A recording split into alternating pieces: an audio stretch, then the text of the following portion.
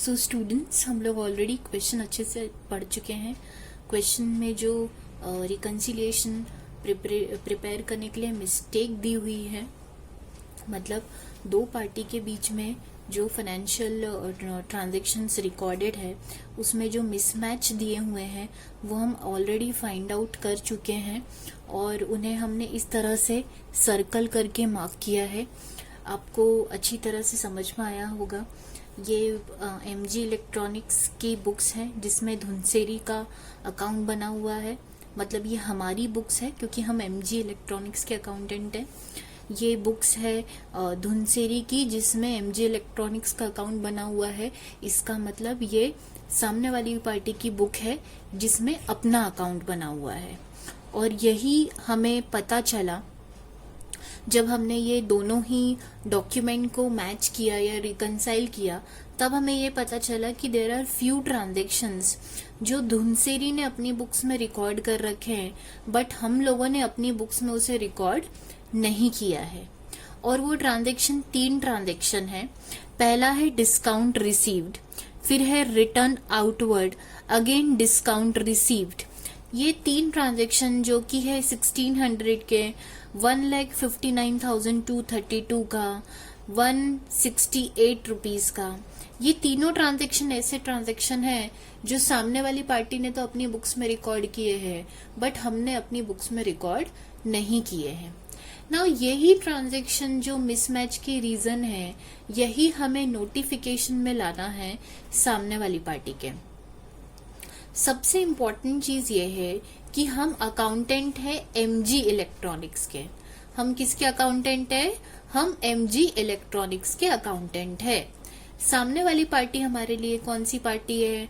धुनसेरी पेट global limited है। Okay, अब अगर हम देखें तो हमारी बुक्स में जो क्लोजिंग बैलेंस आ रहा है वो आ रहा है 1,60,000 रुपीज।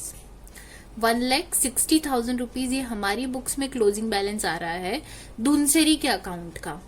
अब ये जो 1,60,000 रुपीज बैलेंस आ रहा है, ये बैलेंस हमारी बुक्स में आ कैसा रहा है? जरा ध्यान दीजिए। हमारी बुक्स में जो क्रेडिट का टोटल आ रहा है वो आ रहा है 33,92,000 आ रहा है, और जो डेबिट का टोटल आ रहा है वो आ रहा है 35,52,000। इसका मतलब शॉर्टफॉल कहाँ पर है? क्रेडिट में शॉर्टफॉल है। इसका मतलब आपने उसे बैलेंस करने के लिए कहाँ पे लिखा है 1,60,000 क्रेडिट में, लेकिन उस बैलेंस का नेचर कैसा है? उस बैलेंस का नेचर है डेबिट, बिकॉज डेबिट साइड का टोटल देखिए ज्यादा आ रहा है ना। 35,52,000 कैसा क्या आ रहा है? डेबिट साइड का टोटल आ रहा है। ओके, यहाँ पर मैं एक छोटा सा आपको बताना चाहूंगी कि ये डेबिट बैलेंस है या क्रेडिट बैलेंस है। इसके ऊपर एक छोटी सी मैं एक इन्फॉर्मेशन और देना चाहूंगी ताकि आपको क्लैरिटी रहे कि जो भी क्लोजिंग बैलेंस आ रहा है किसी भी पार्टी का, वो डेबिट आ रहा है या क्रेडिट आ रहा है। और अगर आपको ये नहीं पता चलेगा कि वो बैलेंस, जो बैलेंस आप क्लोजिंग बैलेंस मैच करना चाह रहे हैं, वो आपको पता ही नहीं है कि वो डेबिट है या क्रेडिट है, तो आप मैच कैसे करेंगे? आप रिकंसाइल कैसे करेंगे? क्योंकि डेबिट या फिर क्रेडिट नेचर जब तक आपको पता नहीं रहता है तब तक आप डिसाइड नहीं कर पाएंगे कि आपके लिए रिसीवेबल है या पेबल है। और मोस्ट इम्पोर्टेंट चीज ये है कि अगर आपको यही नहीं पता है कि आपका क्लोजिंग बैलेंस आपके लिए रिसीवेबल आ रहा है या पेबल आ रहा है, तब तक आप रिकंसिलिएशन स्टेटमेंट प्रिपेयर ही नहीं कर पाएंगे। बिकॉज फॉर रिकंसिलिएशन स्टेटमेंट आपको ये मिसमैचेस या तो क्लोजिंग बैलेंस में ऐड करना है या लेस करना है, राइट? ओके, तब जाके आपका जो है रिकंसिलिएशन स्टेटमेंट बनेगा। ठीक है, अब ऐड करना है या लेस करना है, कोई भी ट्रांजैक्शन जो मिसमैच में आ रहा है उसका ट्रीटमेंट ऐड करना है या लेस करना है, वो डिपेंड करता है कि आपका क्लोजिंग बैलेंस कैसा आ रहा है जिससे आप मैच करना चाहते हैं। मतलब वो रिसीवेबल आ रहा है या पेबल आ रहा है। क्योंकि अगर रिसीवेबल आ रहा है तो ट्रीटमेंट रिकंसिलिएशन का चेंज हो जाएगा। अगर पेबल आ रहा है तो treatment for reconciling the mismatch transaction will be change. Okay, तो अभी हम बात करते हैं किसी भी लेजर का बैलेंस डेबिट आ रहा है या क्रेडिट आ रहा है, वो हम डिटरमाइन कैसे करते हैं। ये आप ऑलरेडी फाइनेंशियल अकाउंटिंग में, बेसिक अकाउंटिंग में सीख चुके हैं 11th-12th में, बट आई बिलीव सो कि बहुत सारे ऐसे स्टूडेंट हैं जो भूल जाते हैं पीछे के कॉन्सेप्ट, बेसिक कॉन्सेप्ट, और अगर याद भी है तो एक बार आपका रिवीजन हो जाएगा और आपको बहुत अच्छे से ये चीज समझ में आएगी। ओके, नाउ ध्यान दीजिए, किसी भी अकाउंट का बैलेंस अगर आपको चेक करना है कि वो बैलेंस का नेचर डेबिट है या क्रेडिट है, वो आप कैसे पता करेंगे। ध्यान दीजिएगा, से सपोज मैं यहाँ पर ना एक टी शेप का लेजर बना रही हूँ, ठीक है, this is a T shape ledger, ये आपने बनाया होगा, this is a T shape ledger. Okay, ठीक है, जैसे कि से सपोज अगर ये कोई लेजर है तो इसका यहाँ पे डेबिट लिखा है और यहाँ पर क्या लिखा हुआ है, क्रेडिट लिखा हुआ है, ठीक है, it is a simple ledger. कई बार ऐसा होता है कि आपका ये जो डेबिट साइड का टोटल आ रहा है, ये जो आ रहा है ना आपका डेबिट साइड का टोटल, वो ज्यादा आ रहा है। ओके, और क्रेडिट साइड का टोटल आपका क्या आ रहा है, कम हो रहा है, कम आ रहा है। सपोज फॉर एग्जाम्पल कुछ भी मैं फिगर ले रही हूँ यहाँ पर, डेबिट साइड का जो आपका टोटल आ रहा है अभी, वो आ रहा है आपका 5000 रुपीज।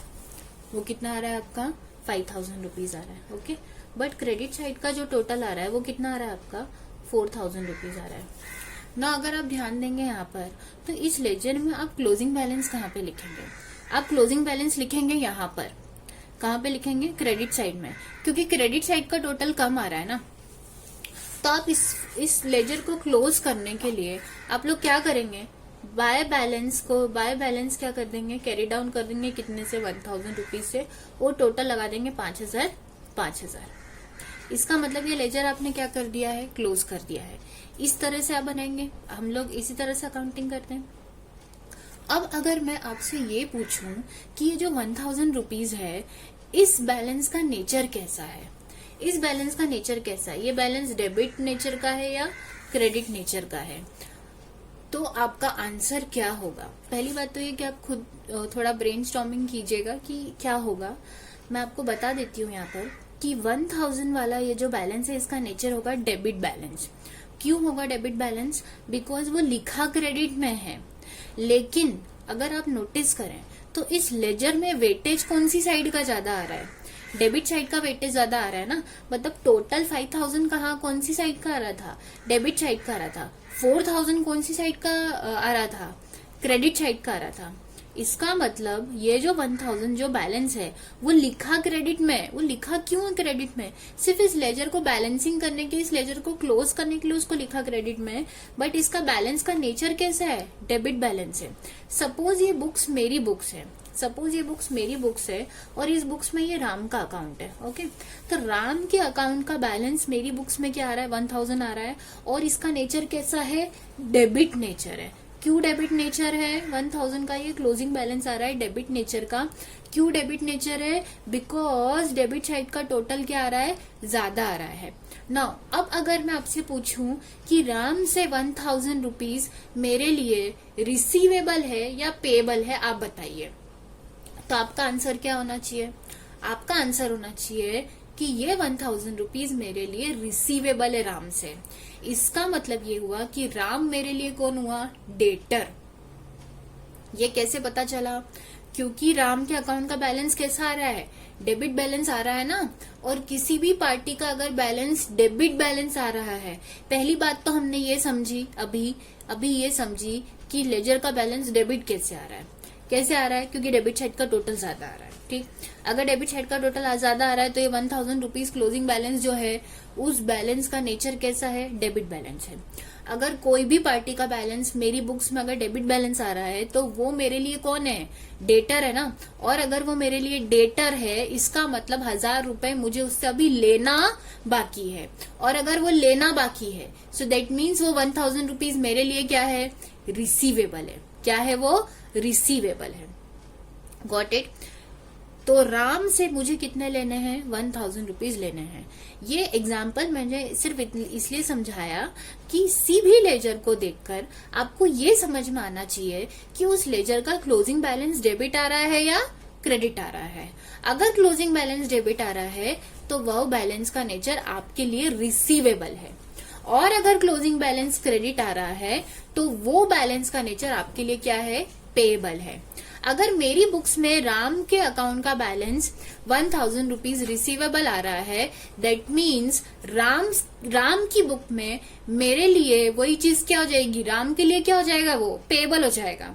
1000 मेरे लिए राम से रिसीवेबल है, तो राम के लिए 1000 मुझे क्या करना है, पेबल है। मतलब राम के लिए पेबल है और वही चीज मेरे लिए क्या है, रिसीवेबल है। तो ये एक छोटा सा कॉन्सेप्ट था, ये सिर्फ मैंने इसलिए लिया ताकि आपको किसी भी लेजर को देख के ये चीज समझ में आए कि उसका क्लोजिंग बैलेंस डेबिट आ रहा है या क्रेडिट आ रहा है।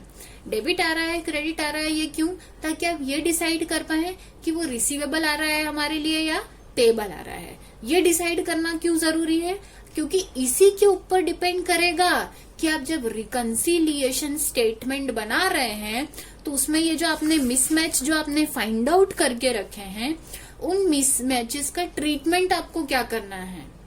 आपको उस आइटम को क्लोजिंग बैलेंस में ऐड करना है या लेस करना है। ऐड करके या लेस करके जो भी आपको ट्रीटमेंट करना है मिसमैच का, एट लास्ट आपको आपके बैलेंस को सामने वाली पार्टी के बैलेंस के इक्वल टू में लेके जाना है। रिकंसिलिएशन का मतलब ही क्या होता है, रिकंसिलिएशन का मतलब ही यही होता है कि जो दो बुक्स है या जो दो फाइनेंशियल डॉक्यूमेंट है जिनमें दो जो सिमिलर पार्टी है, जिनके बीच में ट्रांजैक्शन हुए हैं दो पार्टी के बीच में, उनके अगर क्लोजिंग बैलेंसेस डिफरेंट आ रहे हैं, अलग आ रहे हैं, तो उनको आपको सेम लाना है, मतलब इक्वल लेकर आना है, उन्हें आपको रिकंसाइल करना है। अगर मेरी बुक्स में धुनसेरी का बैलेंस 1,60,000 आ रहा है और धुनसेरी की बुक्स में मेरा बैलेंस आ रहा है निल, तो वो मिसमैच है। और उस मिसमैच को क्लियर करने के लिए मैं अपने बैलेंस को रिकंसाइल करना, मतलब क्या करना, या तो मैं अपने बैलेंस को उसके इक्वल टू में लेके जाऊंगी, मतलब निल, या तो वो निल को मेरे बैलेंस के इक्वल टू में लेके आएंगे, मतलब 1,60,000 के इक्वल टू में लेके जाएंगे। This is called as reconciliation. At the end आपको मिसमैच को सही ट्रीट करके दोनों बुक्स ऑफ अकाउंट्स में या दोनों की पार्टी में जो फाइनेंशियल ट्रांजेक्शन रिकॉर्ड हुए हैं उसका क्लोजिंग बैलेंस क्या आना चाहिए, सेम आना चाहिए। नाउ अब जब आप एमजे इलेक्ट्रॉनिक्स के अकाउंटेंट है, so let's get back to the question. हम क्वेश्चन को ऑलरेडी पढ़ चुके हैं, उसके मिसमैच निकाल चुके हैं। अब ये मैंने जो छोटा सा ये वाला जो लेजर वाला कॉन्सेप्ट लिया था, ये क्यों लिया था, क्योंकि ये जो अपनी जो एमजी इलेक्ट्रॉनिक्स की बुक है ना, हम लोग तो एमजी इलेक्ट्रॉनिक्स के अकाउंटेंट है, इसमें अगर आप देखोगे तो क्रेडिट साइड का टोटल देखो कितना आ रहा है, 33,92,000 आ रहा है, और डेबिट ट्रांजेक्शन का टोटल देखो कितना आ रहा है, 35,52,000 आ रहा है। इसका मतलब टोटल कौन सी साइड का आ रहा है, ज्यादा कौन सी साइड का टोटल आ रहा है, डेबिट साइड का। जैसे अपन ने जो एग्जांपल लिया था ये वैसा ही है कि डेबिट साइड का टोटल ज्यादा आ रहा है और क्रेडिट साइड का टोटल ज्यादा आ रहा है। इसका मतलब ये जो बैलेंस आ रहा है ना आपका 1,60,000 रुपीज, इस बैलेंस का नेचर कैसा है, डेबिट नेचर है। और अगर इस बैलेंस का नेचर डेबिट नेचर है, इसका मतलब ये हुआ कि एमजी इलेक्ट्रॉनिक्स के लिए धुनसेरी पेट ग्लोबल के का जो लेजर है उसका क्लोजिंग बैलेंस अगर 1,60,000 रुपए डेबिट नेचर आ रहा है, इसका मतलब एमजी इलेक्ट्रॉनिक्स के लिए ये जो धुनसेरी है वो कौन हो गया, डेटर हो गया। मतलब हमारे लिए धुनसेरी कौन हो गया, डेटर हो गया। और अगर ये डेटर है हमारा, इसका मतलब हमारी बुक्स में हमारे हिसाब से धुनसेरी से हमें कितने पैसे लेना बाकी है, क्योंकि डेटर है मतलब ये रिसीवेबल हो गया ना, तो कितना रिसीवेबल आ रहा है हमारा, 1,60,000 आ रहा है। अब ये तो हमारे हिसाब से आ रहा है, इसका मतलब ये हुआ कि हम तो क्या बोल रहे हैं कि भाई धुनसेरी आपसे हमें लेना बाकी 1,60,000 रुपए, लेकिन धुनसेरी की बुक्स में जरा अपन देखेंगे, अगर अपने अकाउंट का बैलेंस देखेंगे तो वो तो नील आ रहा है, उसका तो कोई बैलेंस ही नहीं आ रहा है। मतलब धुनसेरी क्या बोल रहा है कि नहीं भाई एमजी इलेक्ट्रॉनिक्स, हमें तो आपका कुछ भी पेबल बाकी नहीं है, लेकिन हम क्या बोल रहे हैं, नहीं नहीं भाई हमें आपसे लेना बाकी है। कितना लेना बाकी है, 1,60,000। लेकिन धुनसेरी क्या बोल रहा है कि नहीं भाई हमें कुछ भी पे करना आपको बाकी नहीं है। मतलब उनका तो कोई पेबल आ ही नहीं रहा है, लेकिन फिर भी हमारा तो रिसीवेबल आ रहा है। और ये मिसमैच क्यों आ रहा है, क्लोजिंग बैलेंस में मिसमैच, ये तीन ट्रांजेक्शन ऐसे ट्रांजेक्शन है जो हम ऑलरेडी फाइंड आउट कर चुके हैं मिसमैच, जो उसकी बुक्स में तो रिकॉर्डेड है बट अपनी बुक्स में रिकॉर्डेड नहीं है। ठीक है ना, अब आप as an accountant of MJ electronics अब हम बनाएंगे रिकंसिलिएशन स्टेटमेंट। हमने धुनसरी को बोल दिया कि भाई तू अपना जो है ये स्टेटमेंट हमें भेज दे, और उससे अपन ने अपना रिकंसाइल कर लिया और मिसमैच पता कर लिया, और पता भी कर लिया कि इन ट्रांजेक्शन की वजह से हमारा क्लोजिंग बैलेंस जो है वो टैली नहीं हो रहा है। तो अब ये हमारी रिस्पॉन्सिबिलिटी है कि हम एक प्रॉपर रिकंसिलिएशन स्टेटमेंट बनाएंगे और फिर धुनसरी के अकाउंटेंट को उसे मेल कर देंगे, ताकि उन्हें भी समझ में आएगा कि ये वो ट्रांजेक्शन है जिसकी वजह से मिसमैच आ रहा है, क्लोजिंग बैलेंस टैली नहीं हो रहा है। अगर उनकी बुक्स ऑफ अकाउंट्स में मिस्टेक है तो वो लोग करेक्ट करेंगे, अगर हमारी बुक्स ऑफ अकाउंट्स में मिस्टेक है तो हम लोग करेक्ट करेंगे। ओके, सो अब हम बनाएंगे reconciliation statement. Now let's start with the reconciliation statement. आपकी बुक में ऑलरेडी सॉल्यूशन दे रखा है, फिर भी मैंने आपकी बुक जैसा सॉल्यूशन यहाँ पर प्रिपेयर किया है। आप देखेंगे इस सॉल्यूशन को, दिस इज द सॉल्यूशन जो मैंने रिकंसिलिएशन स्टेटमेंट के लिए बनाया है। ध्यान देंगे, हम किसके अकाउंटेंट है? हम एमजी इलेक्ट्रॉनिक्स के अकाउंटेंट है, ठीक। और हमारी बुक्स में अभी हमने देखा कि हमारी बुक्स में ये जो धुनसरी के अकाउंट का जो बैलेंस आ रहा है 1,60,000 रुपए, ये कैसा बैलेंस आ रहा है? डेबिट। इसका मतलब ये हमारे लिए क्या आ रहा है? रिसीवेबल आ रहा है। मतलब हमारे लिए धुनसरी कौन है? डेटर है। अब सामने वाली पार्टी मतलब हमारे लिए क्या आ गई? डेटर। तो अब एक चीज हमेशा ध्यान रखिएगा, जो भी सामने वाली पार्टी है ना आपके लिए, आप वो वाला रिकंसिलिएशन स्टेटमेंट बनाएंगे ना। अभी तो आप ये सोचो कि आप एमजी इलेक्ट्रॉनिक्स के अकाउंटेंट हो और सामने वाली पार्टी आपके लिए धुनसरी डेटर है, तो आप as an accountant of MG electronics आप कौन सा बनाओगे? रिकंसिलिएशन स्टेटमेंट बनाओगे in the books of MG electronics. हम क्या बनाएंगे? डेटर रिकंसिलिएशन स्टेटमेंट बनाएंगे, क्योंकि धुनसरी हमारे लिए कौन है? डेटर है। मतलब सामने वाली पार्टी डेटर है, तो जो भी सामने वाली पार्टी है वो वाला रिकंसिलिएशन स्टेटमेंट बनाएंगे। तो हम हमारी बुक्स हम रिकंसिलिएशन क्या बनाएंगे? डेटर रिकंसिलिएशन स्टेटमेंट अपन बनाएंगे, ठीक। अभी ये कौन से फाइनेंशियल ईयर के लिए बना रहे हैं? अप्रैल से लेके मार्च, लेकिन कौन सा ईयर है ये? देखो यहाँ पे दे रखा था स्टेटमेंट में 18 से 19। तो आप कौन से year at the year and कौन सा ईयर एंड बना रहे हो? आप एज ऑन 31 मार्च 2019 को आप क्या बना रहे हो? रिकंसिलिएशन स्टेटमेंट बना रहे हो, ठीक है। रिकंसिलिएशन एक स्टेटमेंट है, एक चीज हमेशा ध्यान रखिएगा, it is a statement, it is not a ledger. मतलब आप इसको टी शेप में ऐसा लेजर जैसे नहीं बना सकते, ये अकाउंट नहीं है कोई, ठीक है। पीएनएल अकाउंट जैसा या बैलेंस शीट ऐसा कुछ नहीं है, दिस इज अ स्टेटमेंट। तो आप इसे स्टेटमेंट के फॉर्मेट में ही बनाएंगे। तो स्टेटमेंट के फॉर्मेट में आप देखिए मैंने अभी अंडरलाइन नहीं किया है, बट आप लोग प्लीज जब भी आप बनाएंगे तो आप एक्सेल में बनाइएगा। आप लोग एक्सेल पे प्रैक्टिस कीजिएगा प्लीज इसकी। और एक्सेल में करते टाइम अगर आपको कोई भी प्रॉब्लम आ रही है तो डू कॉल मी और we can connect on the AnyDesk and then I can help you out with the any query regarding the Excel preparation. Okay, ध्यान दीजिएगा कि आप ये स्टेटमेंट है, तो स्टेटमेंट का फॉर्मेट कैसा होगा? आप स्टेटमेंट के फॉर्मेट में ही बनाएंगे, पर्टिकुलर्स बनाएंगे, एक अमाउंट का कॉलम बनाएंगे और एक और अमाउंट का कॉलम बनाएंगे। अच्छा, यहाँ पर ये अमाउंट ऐसा नहीं है कि एक अमाउंट का कॉलम डेबिट अमाउंट है, एक अमाउंट का कॉलम क्रेडिट अमाउंट है, नहीं, ऐसा नहीं है। देखिए, जो अंदर जो अमाउंट है ना, अंदर वाले अमाउंट का जो भी टोटल रहेगा ना, वो बाहर जाएगा, वो सेकेंड कॉलम में जाएगा। तो जो फर्स्ट अमाउंट के कॉलम का जो टोटल रहेगा ना, वो हम फाइनली कौन से कॉलम में लेके जाएंगे? सेकेंड कॉलम में लेके जाएंगे, because that would be the final amount, ठीक है। इसलिए अमाउंट के 2 कॉलम बनाए हैं, particulars, amount and amount. Okay, now अब कैसे बनाना है रिकंसिलिएशन स्टेटमेंट? सामने वाली पार्टी डेटर है हमारे लिए, तो हमने क्या बना, ऊपर क्या हेडिंग डाल दी? डेटर रिकंसिलिएशन स्टेटमेंट लिख दिया, एज ऑन लिख दिया, पर्टिकुलर लिख दिया, पूरा फॉर्मेट बना दिया, ठीक है। इम्पॉर्टेंट चीज ये है कि रिकंसिलिएशन स्टेटमेंट का मतलब ये होता है भाई कि जो दोनों बुक्स ऑफ अकाउंट्स हैं उनका जो क्लोजिंग बैलेंस आ रहा है वो सेम आना चाहिए। अभी हम दोनों का क्लोजिंग बैलेंस जो है वो अलग अलग आ रहा है। हमारी बुक्स में 1,60,000 आ रहा है और धुनसरी की बुक में तो नील आ रहा है हमारे अकाउंट का बैलेंस, राइट। तो उसे हम टैली कैसे करेंगे? एक तरीका है, आप अपने बैलेंस को उसके इक्वल टू में लेके चले जाओ, ठीक है, या फिर उसके बैलेंस को अपने इक्वल टू में लेके जाओ। सबसे अच्छा तरीका, आप एमजी इलेक्ट्रॉनिक्स, आप जिस भी पार्टी के अकाउंटेंट है, सामने वाली पार्टी जो भी है, आप वो वाला लेजर, आप वो वाला रिकंसिलिएशन स्टेटमेंट बना रहे हैं। हम एमजी इलेक्ट्रॉनिक्स के अकाउंटेंट है और सामने वाली पार्टी हमारे लिए डेटर है। डेटर है कैसे पता चला? क्योंकि 1,60,000 रुपए डेबिट बैलेंस आ रहा है, ठीक। वो कैसे आ रहा है वो भी हमने समझ लिया है।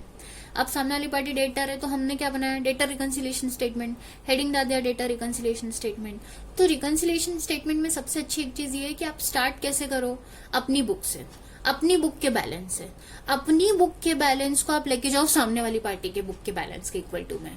अब अपनी बुक्स के हिसाब से अगर मैं बोलूं तो बैलेंस कितना आ रहा है, मतलब balance as per our book. Our book मतलब अपन किसके अकाउंटेंट है, एमजी इलेक्ट्रॉनिक्स है, तो एमजी इलेक्ट्रॉनिक्स का बैलेंस कितना आ रहा है, क्लोजिंग बैलेंस आ रहा है 1,60,000 रुपए बराबर। तो balance as per our book कितना आ रहा है, 1,60,000 रुपए। अब इसको हमें इक्वल टू में लेके जाना है, सामने वाली पार्टी के इक्वल टू में लेके जाना है, ठीक है। तो हम रिकंसिलिएशन स्टेटमेंट जैसे ही स्टार्ट करेंगे तो हम स्टार्ट कैसे करेंगे, balance as per our book. और आवर बुक मतलब हम लोग किसके अकाउंटेंट है, एमजी इलेक्ट्रॉनिक्स के अकाउंटेंट है। तो हमारी बुक्स में धुनसेरी के अकाउंट का क्लोजिंग बैलेंस कितना आ रहा है, 1,60,000। तो balance as per our book कितना हो गया, 1,60,000 रुपए हो गया, ठीक। अब हमें इस देखिए रिकंसिलिएशन स्टेटमेंट में एक सबसे अच्छी बात तो ये होती है कि ना आंसर अपने को मालूम होता है। आंसर अपने को मालूम होता है, कैसे मालूम होता है, एक रिकंसिलिएशन और एक कैश फ्लो है। जब हम लोग कैश फ्लो करेंगे तब आपको पता चलेगा कि कैश फ्लो में भी आंसर आपको पता होता है, स्पेशली इनडायरेक्ट मेथड में आपको आंसर पता होता है। वैसे ही रिकंसिलिएशन भी सबसे बेस्ट चैप्टर्स है दीज आर, मतलब टेक्निकली तो आपको कॉन्सेप्ट पता होना ही चाहिए, बट इसमें एक चीज अच्छी है कि आप हैंड टू हैंड टैली कर सकते हैं। हैंड टू हैंड टैली कर सकते हैं मतलब आपको एग्जैक्टली पता चल जाता है कि आपका जो सॉल्यूशन है वो करेक्ट है या नहीं है। क्यों, क्योंकि आपको आंसर पता है। अब ये आंसर कैसे पता है भाई, सामने वाली पार्टी का बैलेंस क्या आ रहा है, नील आ रहा है ना। उसकी बुक्स में अपने लेजर का जो बैलेंस आ रहा है वो तो नील आ रहा है, उसका तो कोई क्लोजिंग बैलेंस ही नहीं है। इसका मतलब हमें 1,60,000 रुपए को किसके इक्वल टू में लेके जाना है, balance as per debtors book. देखो अभी सामने वाली पार्टी डेटर है ना, तो balance as per debtor book nil आ रहा है। इसका मतलब हमें 1,60,000 रुपए के बैलेंस को कहाँ पे लेके जाना है, नील के इक्वल टू में लेके जाना है। मतलब आंसर तो हमें पता है, ठीक है। अब हम इसको बनाएंगे कैसे रिकंसिलिएशन स्टेटमेंट। देखिए हम लोग ना ऑलरेडी मिसमैच फाइंड आउट कर चुके हैं, ठीक है। अब मिसमैच में सबसे पहला मिसमैच कौन सा, देखिए जितने भी मैंने सर्कल मार्क किए हैं वो क्या है, मिसमैच है, ठीक है। सबसे पहला क्या है, टू डिस्काउंट रिसीव्ड अकाउंट कितना आ रहा है, 600। अब ये जो 600 रुपए है ये धुनसेरी ने अपनी बुक्स में रिकॉर्ड किए अपने हमारे लेजर में, ठीक है। इसका मतलब ये जो टू डिस्काउंट रिसीव्ड है वो क्या बोल रहा है कि उसको ना अपने से डिस्काउंट मिला है और इसीलिए वो ये 600 रुपए जो है वो अपने को पे नहीं करने वाला है, ओके। अब वो क्या बोल रहा है कि ये 600 रुपए जो है आपने हमें क्या दिया है, डिस्काउंट दिया है, ठीक है। अब वो डिस्काउंट अपन ने दिया है, अपन ने तो कोई रिकॉर्ड ही नहीं किया है ये 600 रुपए का, भाई उसने मन से ही डिस्काउंट ले लिया है या एक्चुअली में हमने उसको डिस्काउंट दिया है।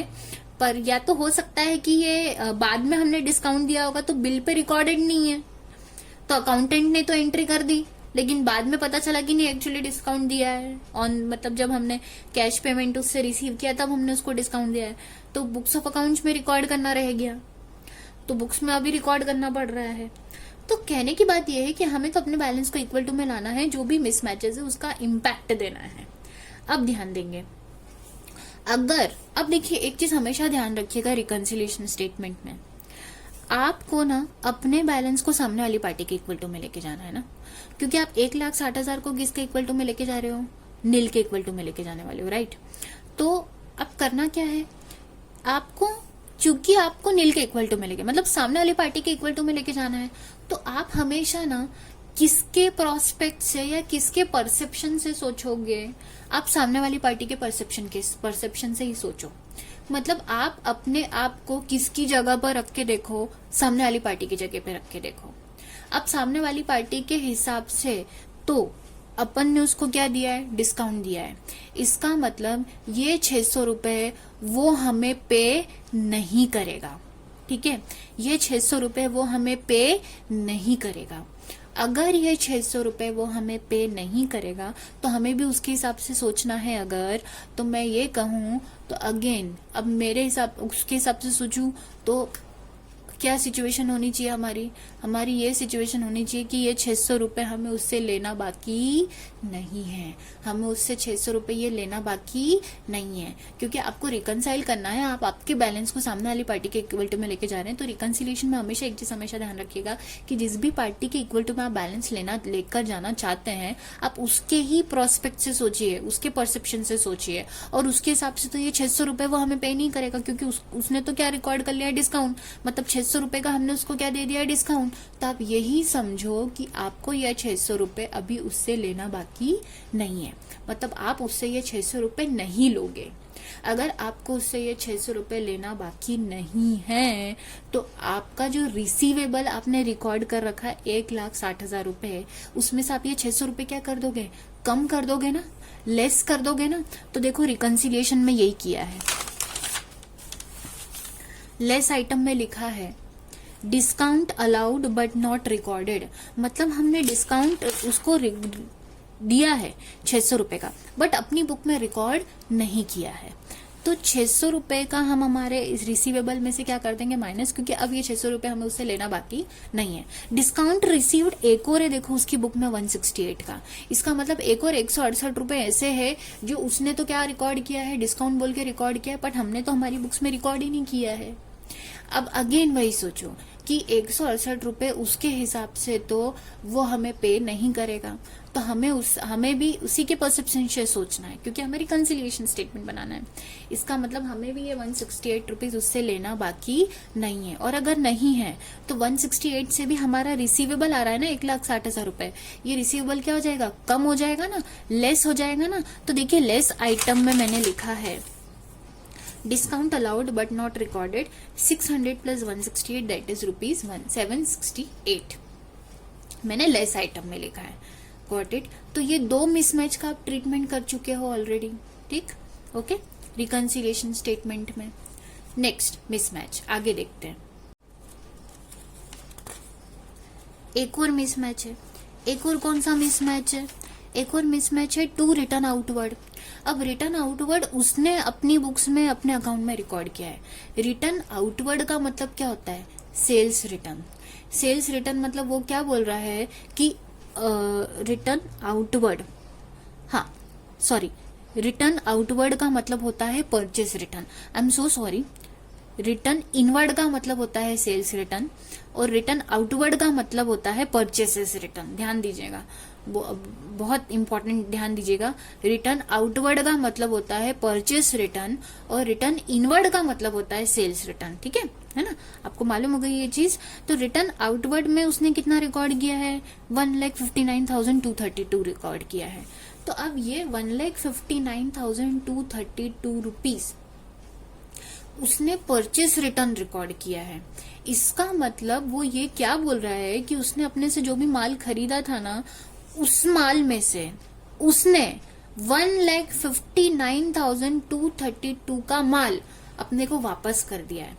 अगर उसने अपने को ये माल वापस कर दिया है तो इस माल का पैसा अपने को उससे लेना बाकी है क्या, नहीं लेना है ना। बट ऑब्वियस सी बात है, हम भी उसके परसेप्शन से सोचेंगे ना, सामने वाली पार्टी के परसेप्शन। अब उसने तो रिकॉर्ड किया है परचेस रिटर्न, लेकिन अपन ने अपनी बुक्स में कहीं पे भी अपना सेल्स रिटर्न रिकॉर्ड नहीं किया है, that is a mistake, right. अभी हमें क्रॉस चेक करना पड़ेगा कि अपने को एक्चुअली हम पूछेंगे, हमारे जो स्टॉक वेयर हाउस वाले जो है उनसे पूछेंगे कि वाकई में ये माल वापस आया है क्या, तो वो बताएगा कि हाँ ये इतने का माल वापस आया है। तो जब इतने का माल वापस आ गया है धुनसेरी से, तो धुनसेरी से हम इतने पैसे वापस थोड़ी ना लेंगे।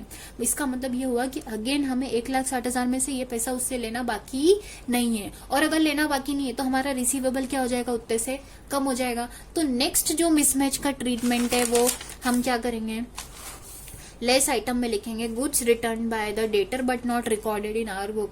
मतलब उसने तो रिटर्न कर दिए गुड्स, बट हमने हमारी बुक्स में रिकॉर्ड नहीं किए थे, तो वो लेस आइटम में आएगा। एक चीज और इम्पोर्टेंट, कोई भी आइटम अगर लेस है, कोई भी अमाउंट अगर लेस है ना, तो नेगेटिव फिगर आप हमेशा ब्रैकेट में शो करेंगे अमाउंट के कॉलम में, क्योंकि आप लेस कर रहे हैं ना, मतलब माइनस कर रहे हैं ना, तो नेगेटिव फिगर है ना। नेगेटिव फिगर आप हमेशा कैसे शो करेंगे, माइनस के फिगर आप हमेशा ब्रैकेट में शो करेंगे, ठीक है। देखिए अभी अब देखो, अब यहाँ पर तुम नोटिस करो, सारे मिसमैच का ट्रीटमेंट दे दिया। देखो अपनी बुक में तो कोई मिसमैच के सर्कल नहीं मार्क किए थे, इसकी बुक में मार्क किए थे, तो वो 3 ही मिसमैच थे ये, और इधर तो कोई भी मिसमैच नहीं है। तो अब मिसमैच का सारा ट्रीटमेंट हमने दे दिया है हमारे बैलेंस में। अब देखो, अब बैलेंस टैली होना चाहिए रिकंसिलिएशन स्टेटमेंट में। अब जो है वो बैलेंस टैली होना चाहिए। देखो, balance as per our book से हमने रिकंसिलिएशन स्टेटमेंट स्टार्ट किया था, और ये बैलेंस हमारे लिए कैसा आ रहा था, रिसीवेबल आ रहा था। कैसा आ रहा था, ये अपनी अंडरस्टैंडिंग के लिए ना आप यहाँ पर चाहिए तो लिख सकते हैं कि बैलेंस हमारे लिए कैसा आ रहा था, रिसीवेबल आ रहा था। ये बैलेंस हमारे लिए रिसीवेबल आ रहा था, ठीक है। अब देखो, ये रिसीवेबल आ रहा था, इसका मतलब ये हुआ कि हमें उससे लेना बाकी था। कितना लेना बाकी था, 1,60,000 रुपए। अब ये पता होना क्यों जरूरी है कि ये रिसीवेबल आ रहा था?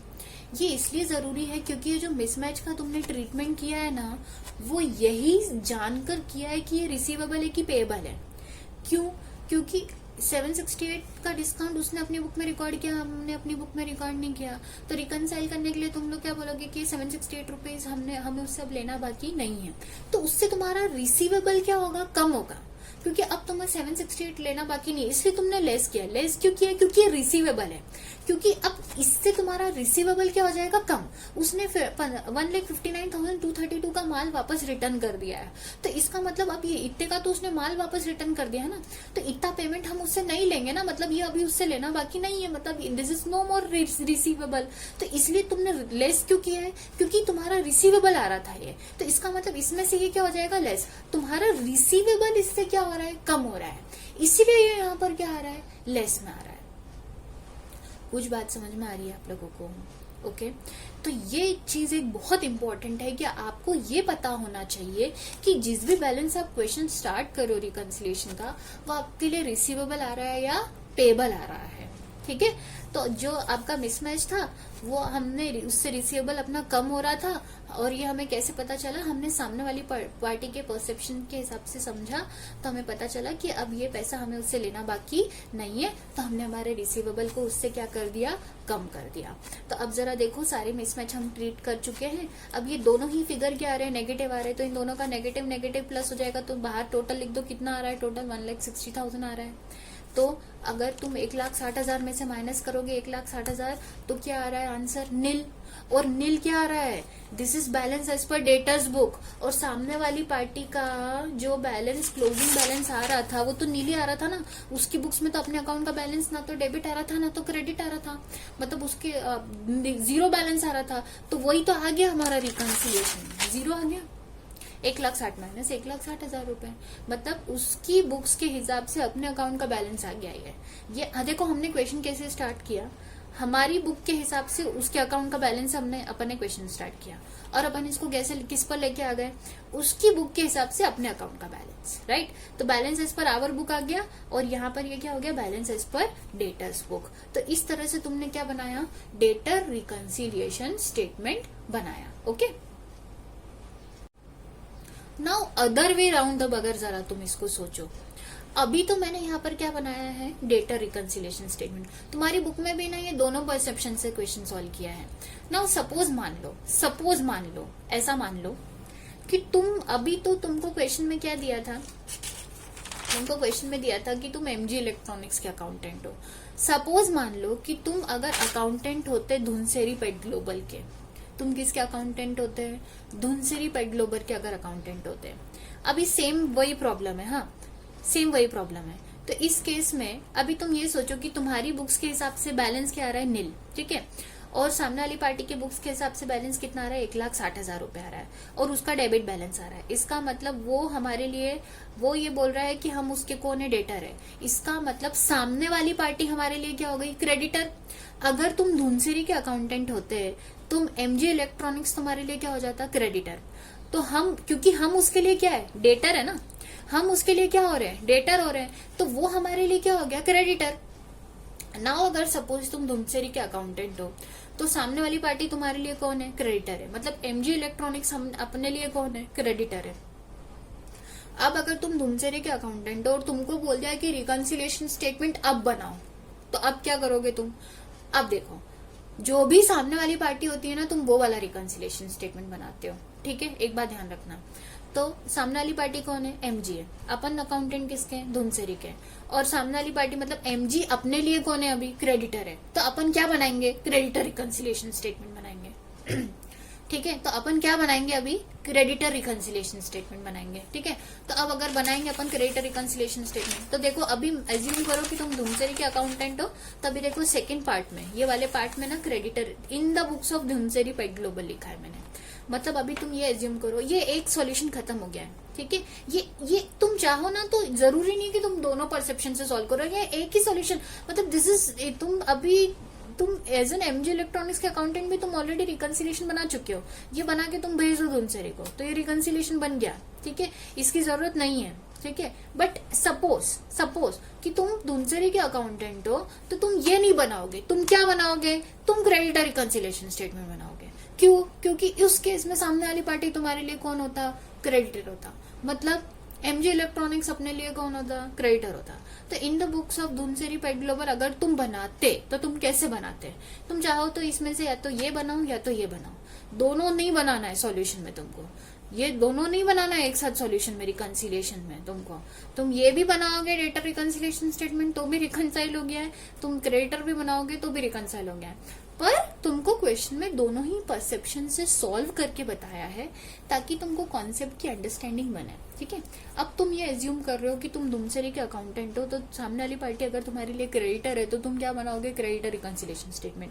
तो भी देखो मैंने हेडिंग डाला है यहाँ पे, क्रेडिटर रिकंसिलिएशन स्टेटमेंट बना डाला है। अगेन एज ऑन 31 मार्च 2019 को बनेगा। ठीक है, रिकंसिलिएशन का फॉर्मेट वही रहेगा, पर्टिकुलर्स, अमाउंट एंड अमाउंट। इसका इस इंटरनल अमाउंट के टोटल का जो कॉलम का जो टोटल है वो कहाँ पर जाएगा, बाहर जाएगा। ठीक है, अब देखो रिकंसिलिएशन स्टेटमेंट का एक ही रूल है। हम लोग क्वेश्चन कैसे स्टार्ट करेंगे, reconciliation balance as per our book. अब balance as per our book मतलब अभी तुम किसके अकाउंटेंट हो, धुमसेरी के अकाउंटेंट हो, तो धुमसेरी की बुक्स में एमजी इलेक्ट्रॉनिक्स के अकाउंट का बैलेंस कितना आ रहा है, देखो जरा, ये धुमसेरी की बुक्स है, उसमें ये एमजी इलेक्ट्रॉनिक्स का अकाउंट है, मतलब ये अपनी बुक्स है अब, और अपनी बुक्स में एमजी इलेक्ट्रॉनिक्स का बैलेंस कितना आ रहा है, नील, कुछ क्लोजिंग बैलेंस आ ही नहीं रहा है, 0 आ रहा है। तो अभी देखो जब तुम क्रेडिटर रिकंसिलिएशन बनाओगे, जब तुम धुमसेरी के अकाउंटेंट हो, तब तुम कैसे बनाओगे, balance as per our book, और balance as per our book आ कितना रहा है, नील, 0 आ रहा है। ओके, तो balance as per our book कितना आ गया, नील। ठीक, अब देखो अब ट्रीटमेंट कैसे करना है, मिसमैच वही है, मिसमैच तो हम ऑलरेडी फाइंड आउट कर चुके हैं, मिसमैच वही है, रिकंसिलिएशन कैसे करना है वो देखो। तुम धुमसेरी के अकाउंटेंट हो, हाँ। अब देखो अपनी बुक्स में अपन ने ये लिखा है कि डिस्काउंट रिसीव हुआ है 600 रुपए का, पर सामने वाली पार्टी ने तो रिकॉर्ड किया ही नहीं है 600 रुपए का डिस्काउंट। अब देखो तुम अपने बैलेंस को किसके इक्वल टू में लेके जाने वाले हो, सामने वाली पार्टी के इक्वल टू में, और सामने वाली पार्टी तुम्हारे लिए कौन है, क्रेडिटर है। तो देखो यहाँ पे भी रिकंसिलिएशन में तुमको आंसर पता होता है, balance as per creditor book, balance as per creditor book कितना आ रहा है, 1,60,000 रुपए, तो तुमको आंसर पता है। ठीक है, अब देखो रिकंसिलिएशन जब भी तुम बनाते हो तो मिसमैच को जब भी हम ट्रीट कर रहे हैं तो हमें ट्रीट कैसे करना है कि हमें सामने वाली पार्टी के परसेप्शन से सोचना है। अभी अगर हम धुमसेरी के अकाउंटेंट है तो हम ये सोचेंगे कि एमजी इलेक्ट्रॉनिक्स ने क्या किया हुआ है, ये जो 600 रुपए का डिस्काउंट रिसीव्ड है ये अपन ने रिकॉर्ड किया है, ये किसने रिकॉर्ड किया है, ये अपन ने रिकॉर्ड किया है, लेकिन ये सामने वाली पार्टी मतलब एमजी इलेक्ट्रॉनिक्स ने तो रिकॉर्ड नहीं किया है। इसका मतलब 600 रुपए का डिस्काउंट उसने अब तक हमें दिया नहीं है, ये हमने रिकॉर्ड किया है। अब अगर रिकंसिलिएशन बनाना है तो हम किसके हिसाब से सोचते हैं, किसके परसेप्शन के हिसाब से सोचते हैं, सामने वाली पार्टी के हिसाब से सोचते हैं। Okay, got it. और उसके हिसाब से मतलब एमजी इलेक्ट्रॉनिक्स के हिसाब से उसने अपने को कोई 600 रुपए का डिस्काउंट नहीं दिया है, तो हमें भी रिकंसाइल करने के लिए क्या मानना पड़ेगा, क्या हम उसे बताएंगे कि ये 600 रुपए हमने तो डिस्काउंट रिसीव रिकॉर्ड किया बट आपने नहीं किया, तो हम रिकंसाइल करने के लिए उसे क्या शो करेंगे कि ये 600 रुपए हमने डिस्काउंट रिसीव रिकॉर्ड किया है बट आपने नहीं किया है, तो अभी इसका क्या करना है। तो हम उसके हिसाब से अगर अपन सोचेंगे तो 600 रुपए का उसने अपने, उसकी बुक्स में तो अपने अकाउंट में उसने कहीं पे भी 600 रुपए का डिस्काउंट दिया ऐसा नहीं लिखा है। इसका मतलब हमें ये मान लेंगे कि हमें ये 600 रुपए का उसने डिस्काउंट नहीं दिया है, और अगर उसने उसने अपने को डिस्काउंट नहीं दिया है, क्योंकि उसने कहीं पर भी देखो अपने लेजर में डिस्काउंट रिसीव्ड रिकॉर्ड नहीं किया, डिस्काउंट अलाउड रिकॉर्ड नहीं किया, अपन ने जबरदस्ती 600 रुपए का डिस्काउंट रिसीव रिकॉर्ड कर लिया, ऐसे चलेगा क्या? नहीं, अपने को बताना पड़ेगा उसके अकाउंटेंट को कि भाई देखो हमने डिस्काउंट रिसीव रिकॉर्ड किया है, आपने डिस्काउंट अलाउड रिकॉर्ड नहीं किया है, क्यों नहीं किया है? तो वो चेक करेगा कि अगर एक्चुअली डिस्काउंट अलाउ किया होगा तो वो अपने इसमें करेक्ट करेगा और फिर हमें इन्फॉर्म करेगा और फिर हम इसको एक्चुअली फिर रिकॉर्ड कर पाएंगे, फिर हम इसका इफेक्ट ले पाएंगे। पर एज इफ नाउ जब आप मंथ एंड में दोनों लेजर का रिकंसिलिएशन करने बैठे हो, तब आपको रिकंसिलिएशन स्टेटमेंट प्रिपेयर करते टाइम जब आप बना रहे हो, जब आप सामने वाली पार्टी के अकाउंटेंट को रिकंसिलिएशन स्टेटमेंट भेजोगे कि भाई ये वो मिसमैच है, चेक करो, इनकी वजह से ये मिसमैच आ रहा है, ठीक है, तब उस टाइम पे आप रिकंसाइल करने के लिए आप इसे ट्रीट कैसे करोगे, आप उसे किस तरह से ट्रीट करोगे, ये मैं आपको बता रही हूँ। 600 रुपए का डिस्काउंट अलाउड उसने कुछ भी रिकॉर्ड नहीं किया है, इसका मतलब एमजी इलेक्ट्रॉनिक्स के हिसाब से उसने हमें कोई डिस्काउंट नहीं दिया है, और अगर नहीं दिया है तो ये 600 रुपए अभी भी हमें उसे देना बाकी है, मतलब ये अभी भी हमारा पेबल है, हमें अभी भी उसको देना बाकी है, क्योंकि सामने वाली पार्टी अभी हमारे लिए कौन है? क्रेडिटर है ना। और अगर क्रेडिटर है तो क्रेडिटर को तो 600 रुपए अगर उसने अपने को डिस्काउंट नहीं दिया है मतलब पे करना है, सेम 168 भी डिस्काउंट ही है। अब डिस्काउंट अपन ने रिकॉर्ड किया बट इधर 168 कहीं पे भी उसने डिस्काउंट अलाउ रिकॉर्ड नहीं किया है, इसका मतलब ये हुआ कि अभी भी हमें उससे ये 600 रुपए, ये 168 और 600 रुपए अभी भी हमें उसको देना बाकी है। और अगर ये देना बाकी है तो हमारा जो पेएबल वाला बैलेंस आ रहा है ना वो क्या हो जाएगा? बढ़ जाएगा। अब ध्यान दो कि ये जो तुम्हारा क्रेडिटर रिकंसिलिएशन स्टेटमेंट है तुम्हारे अकाउंट में, अभी देखो अपन धुनसेरे के अकाउंटेंट है ना, और धुनसेरे के लिए एमजी इलेक्ट्रॉनिक्स कौन है? क्रेडिटर है, क्योंकि हम उसके लिए कौन है? डेटर है। तो balance as per our book कितना आ रहा है? नील। मतलब अपनी बुक के हिसाब से क्रेडिटर के अकाउंट का जो बैलेंस आ रहा है वो नील आ रहा है। अच्छा, क्रेडिटर के अकाउंट का बैलेंस नील आ रहा है। क्रेडिटर मतलब कौन लोग होते हैं? जिनको हमें पे करना बाकी है। तो जिनको हमें पे करना बाकी है इन द सेंस मतलब हमारा पेबल क्या आ रहा है? नील आ रहा है। हमारा पेबल क्या आ रहा है? नील। इसका मतलब हमें एक चीज, अच्छा ये क्रेडिटर के अकाउंट का बैलेंस नील आ रहा है, इसका मतलब ये हमारा पेबल नील आ रहा है ना, क्योंकि क्रेडिटर कौन होता है? वही होता है ना जिसको हमें पे करना बाकी है। इसका मतलब ये जो नील बैलेंस है वो हमारे लिए क्या है? पेबल है। ठीक, एक चीज समझ में आ गई। अब देखो ये 600 और ये 168 रुपीज का डिस्काउंट उसने अपनी बुक्स में रिकॉर्ड नहीं किया है, हमने रिसीव किया लेकिन उसने तो अलाउ नहीं किया है।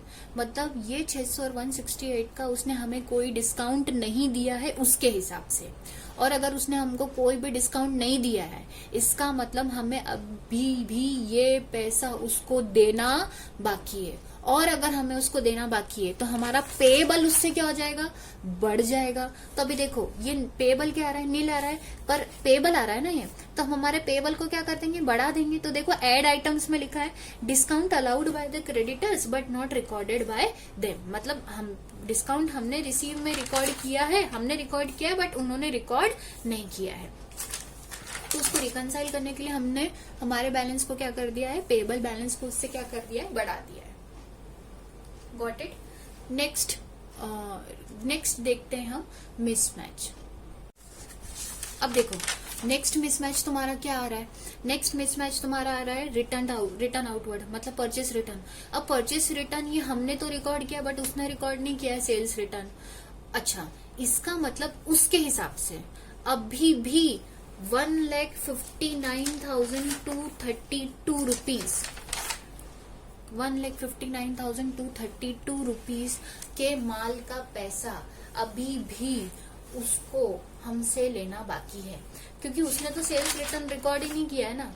मतलब उसके हिसाब से तो अभी तक भी हमने उसको कोई माल वापस नहीं किया है। अब वो ये क्रॉस चेक करेगा, स्टॉक डिपार्टमेंट में टैली करेगा, तब उसको पता चलेगा। लेकिन as if now month end पे तो तुमको उसको रिकंसिलिएशन स्टेटमेंट बना के देना पड़ेगा ना। तब जब तुम रिकंसिलिएशन बना रहे हो तब तुम्हें किसके परसेप्शन से सोचना है? सामने वाली पार्टी के। और सामने वाली पार्टी के हिसाब से अगर देखा जाए तो उसने 1,59,232 का रिटर्न अपनी बुक्स में कहीं पे भी रिकॉर्ड नहीं किया है। अब तुम्हें रिकंसिलिएशन, चूंकि तुम्हें अपने बैलेंस को किसके इक्वल टू में लेके जाना है? उसके इक्वल टू में, तो तुम वही सोचो जैसा वो सोच रहा है। ओके, तो उसके हिसाब से तो 1,50,000 9,232 का कोई रिटर्न अभी तक हुआ नहीं है। और अगर हम उसके हिसाब से सोचेंगे तो हमारे लिए अगर ये 1,59,232 का हम अगर रिटर्न नहीं किया है, उसने अभी तक कोई सेल्स रिटर्न रिकॉर्ड नहीं किया है, हमने सिर्फ परचेस रिटर्न रिकॉर्ड किया है, इसका मतलब उसके हिसाब से 1,59,232 रुपीज अभी भी हमें उसको देना बाकी है, क्योंकि उसके लिए तो सेल्स है ना, वो हमारे लिए परचेस है। तो अगर हम उससे माल खरीदेंगे तो हम उसका पेमेंट उसको वापस करेंगे ना। अभी तो ये सिचुएशन इतनी है कि अपन ने रिकॉर्ड किया है रिटर्न, परचेस रिटर्न, लेकिन उसने सेल्स रिटर्न रिकॉर्ड नहीं किया है। लेकिन एज इफ नाउ देखो वो चेक करेंगे डेफिनेटली, अगर उनसे मिस्टेक हुआ है तो they will correct the transaction in their book. But as if now month end पर जब तुम अकाउंटेंट को, सामने वाली पार्टी के अकाउंटेंट को रिपोर्टिंग करोगे या सीनियर मैनेजर अपने मैनेजमेंट को रिपोर्टिंग करोगे, तब उनको तुम रिपोर्टिंग में क्या शो करोगे, ये क्यों शो करोगे कि हमारा बैलेंस इक्वल टू में आ सकता है, क्रॉस चेक हो सकता है, दोनों की बुक्स का बैलेंस इक्वल टू आ सकता है, लेकिन ये वो मिसमैच है जिसकी वजह से नहीं आ पा रहा है। तो ये जो मिसमैच है, या तो सामने वाली पार्टी ने मिस्टेक किया है तो अपन ने मिस्टेक किया है, तो ये जैसे ही रिकंसिलिएशन स्टेटमेंट के थ्रू मिसमैच या मिस्टेक पता चल जाएगी, तो या तो हम हमारी बुक्स में करेक्शन कर सकते हैं या तो सामने वाली पार्टी अपनी बुक्स में करेक्शन कर सकती है। Okay, got it. तो अगर अभी तुम ध्यान दो तो 1,59,232 का अभी मिसमैच है। और अभी देखो, अभी तुम अकाउंटेंट ढूंढ से रही क्यों, और सामने वाली पार्टी कौन है, एमजे इलेक्ट्रॉनिक्स, और वो कौन है तुम्हारे लिए, क्रेडिटर है। तो अब तुम्हें उसके परसेप्शन से ही सोचना है, क्योंकि अभी तो तुमको रिकंसिलिएशन स्टेटमेंट बनाना है। तो उसके हिसाब से अगर तुम सोचोगे तो 1,59,232 का माल अब तक भी अपन ने उसको वापस नहीं किया, मतलब उसके पास सेल्स रिटर्न रिकॉर्डेड नहीं, अपनी बुक्स में से परचेस रिटर्न रिकॉर्डेड। इसका मतलब एमजी इलेक्ट्रॉनिक्स के हिसाब से अब भी ये 1,59,232 रुपीज का पैसा हमें उसको देना बाकी है। इसका मतलब ये पैसा वो पैसा है जो हमारे लिए एमजी इलेक्ट्रॉनिक्स को अभी भी पेएबल है। और अगर उसके हिसाब से, ये उसके हिसाब से, क्योंकि हम हमेशा रिकंसाइल करते टाइम सामने वाली पार्टी के परसेप्शन से सोचते हैं। तो अभी देखो, तो अभी इससे 1,59,232 से हमारा पेएबल क्या हो जाएगा, बढ़ जाएगा, क्योंकि हमने तो रिकॉर्ड किया रिटर्न, उसने नहीं किया है। और हमें तो उसके हिसाब से सोचना है ना, क्योंकि हमें अपने बैलेंस को रिकंसिलिएशन में किसके इक्वल टू में लेके जाना है, सामने वाली पार्टी के इक्वल टू में लेके जाना है ना। तो उसके हिसाब से अगर अपन सोचेंगे तो 1,59,232 का अभी भी हमें उसको पे करना बाकी है। और अगर अभी भी हमें उसको पे करना बाकी है तो हमारा पेएबल उससे क्या हो जाएगा, बढ़ जाएगा। तो हम पेएबल में उसे क्या करेंगे, ऐड कर देंगे। तो रिटर्न जो हमने अपनी बुक्स में रिकॉर्ड किया था बट सामने वाली पार्टी ने रिकॉर्ड नहीं किया, वो हम काय में लिखेंगे, ऐड आइटम्स में लिखेंगे। तो ये जो दोनों ही मिसमैच के आइटम थे वो क्या हो जाएंगे, ऐड हो जाएंगे। मिसमैच के सारे आइटम का जो ट्रीटमेंट है वो हो चुका है। देखिए सबसे इंपॉर्टेंट चीज कि कोई भी ये जो मिसमैच के आइटम ऐड होंगे या लेस होंगे, वो डिपेंड करता है कि आप जिस भी बैलेंस से आप रिकंसिलिएशन स्टेटमेंट बना रहे हैं वो आपके लिए रिसीवेबल आ रहा है या पेएबल आ रहा है। देखिए इन दोनों आइटम से हमारा पेएबल बढ़ रहा है क्योंकि सामने वाली पार्टी हमारे लिए क्रेडिटर है इसलिए, और ये नील क्या है हमारे लिए, पेएबल ही आ रहा था ना, इसलिए हमने उसको बढ़ा दिया। Got it. यहाँ पर दूसरे अदर वे राउंड अगर अपन दूसरे परसेप्शन से जब हम बना रहे थे, जब हम एमजी इलेक्ट्रॉनिक्स के अकाउंटेंट थे, तब हमारे लिए ये जो ओपनिंग बैलेंस था हमारे लिए क्या आ रहा था, रिसीवेबल। और जब हम सामने वाली पार्टी के परसेप्शन से हिसाब से मिसमैच को ट्रीट कर रहे थे तो हमारा रिसीवेबल उससे क्या हो रहा था, कम हो रहा था, इसलिए अपन ने लेस किया था। यहाँ पर ये हमारे लिए पेएबल उससे बढ़ रहा है इसलिए अपन ने ऐड किया है। तभी तुम देखो ये दोनों ऐड कर दोगे अगर, तो नील में ये ऐड हो जाएगा तो टोटल कितना आ रहा है, 1,60,000। तो तुम्हारा पेएबल कितना आ रहा है, 1,60,000। तो 1,60,000। अब देखो तुम्हारा पेएबल, नील से पेएबल कितना आ गया, 1,60,000। This is balance as per creditors book. ये तुम्हारा पेएबल है, तुम्हारा क्या आ रहा है, पेएबल आ रहा है। मतलब अभी तुम किसके अकाउंटेंट हो, धुनसेरी के, तो धुनसेरी के लिए ये पेएबल आ रहा है। इसका मतलब ये सामने वाली पार्टी के लिए क्या आ रहा है, रिसीवेबल आ रहा है ना। और यस, एमजी इलेक्ट्रॉनिक्स का ये रिसीवेबल ही तो आ रहा था, तो वही तो हमें लाना था, राइट। एमजी इलेक्ट्रॉनिक्स का रिसीवेबल ही आ रहा था ना, और वही तो हमें लाना था। आ गया ना balance as per creditors book, right. तो हमने रिकंसिलिएशन स्टेटमेंट अभी हमने बनाया है और ये हमने दोनों ही वे से बनाया है। एक बार आपने ये एज्यूम किया कि आप एमजी इलेक्ट्रॉनिक्स के अकाउंटेंट हो तो सामने वाली पार्टी आपके लिए डेटर है, तो आपने डेटर रिकंसिलिएशन स्टेटमेंट बनाया। फिर आपने एक बार एज्यूम किया कि आप धनसेरी के अकाउंटेंट हो और सामने वाली पार्टी आपके लिए क्रेडिटर है, तो आपने क्रेडिटर रिकंसिलिएशन स्टेटमेंट बनाया है। और जो भी आपका जो आपने balance as per our book से स्टार्ट किया हमेशा क्वेश्चन, और उसको किसके इक्वल टू में लेकर आए, सामने वाली पार्टी के इक्वल टू में लेकर आए। तो जो भी मिसमैच था उसको आपने उस हिसाब से ट्रीट किया है कि आपका जो ओपनिंग बैलेंस है वो रिसीवेबल आ रहा है या पेबल आ रहा है, उस हिसाब से कोई भी आइटम जो है वो ऐड होगा या फिर लेस होगा। ओके।